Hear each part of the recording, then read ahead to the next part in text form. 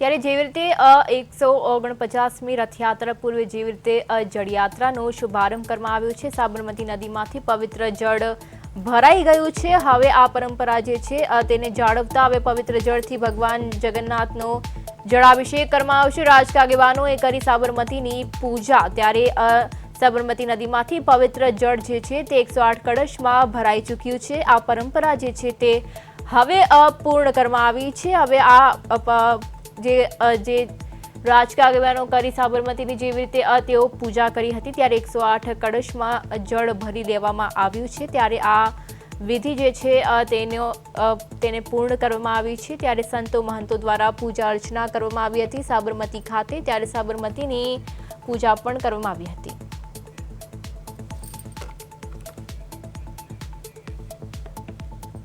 ત્યારે આ સાથે આપણા સંવાદદાતા પ્રતીક ભટ્ટ આપણી સાથે લાઈવ જોડાયા છે।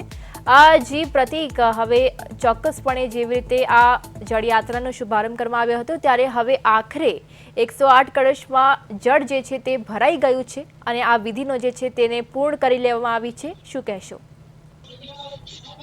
ચોક્કસથી વાત કરીએ તો આ જે પરંપરા છે જળયાત્રાની, જે રીતે વાત કરી તો 108 કળશ છે તેમાં જે પવિત્ર જળ છે સાબરમતી નદીનું છે એ ભરી દેવામાં છે, પૂજા અર્ચના પૂરી કરી દેવામાં છે। હવે જે આ જળ છે સાબરમતી નદી છે નિજ મંદિરમાં જે પ્રસ્થાન કરશે અને ત્યાં નિજ મંદિર સાથે ત્યાં જળ લઈ જવામાં છે તેનું પણ ગંગા પૂજન કરી છે વિધિસર જે શાસ્ત્રોત્તર રીતે પૂજા કરીને સાધુ સંતો દ્વારા પૂજા કરીને પછી જે ભગવાનને તેમના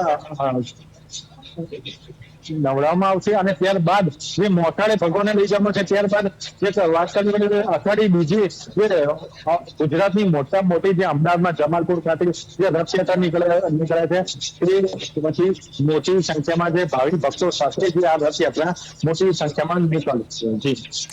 જી પ્રતીક, ચોક્કસપણે જેવી રીતે આ જળયાત્રાની પરંપરા જે છે તે હવે પૂર્ણ કરવામાં આવી છે। જળ જે છે તે હવે ભગવાન જગન્નાથને ચડાવવામાં આવશે।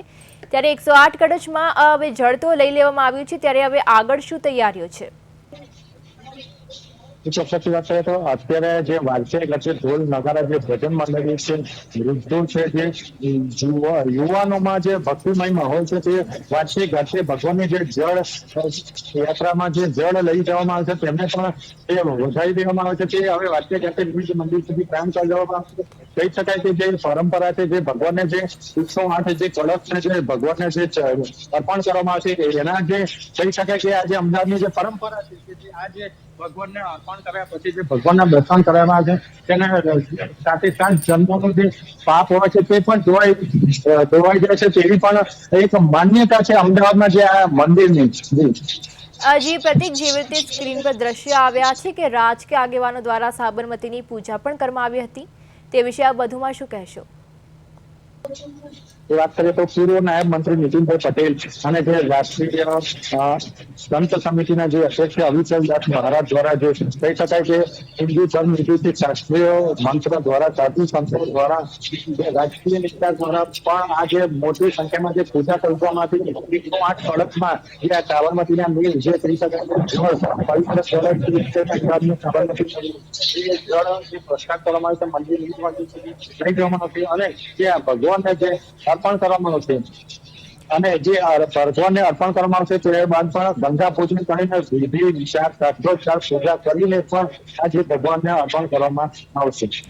જી પ્રતીક, સમગ્ર માહિતી બદલ આપનો આભાર। તો જે રીતે રાજકીય આગેવાનો દ્વારા સાબરમતીની પૂજા કરવામાં આવી હતી ત્યારે આ જળયાત્રા જે છે તેમાં જે વિધિ જે છે તે પૂર્ણ કરવામાં આવી છે। 108 કળશમાં જળ જે છે તે ભરી લેવામાં આવ્યું છે અને હવે આ જળથી ભગવાન જગન્નાથને જળાભિષેક કરવામાં આવશે।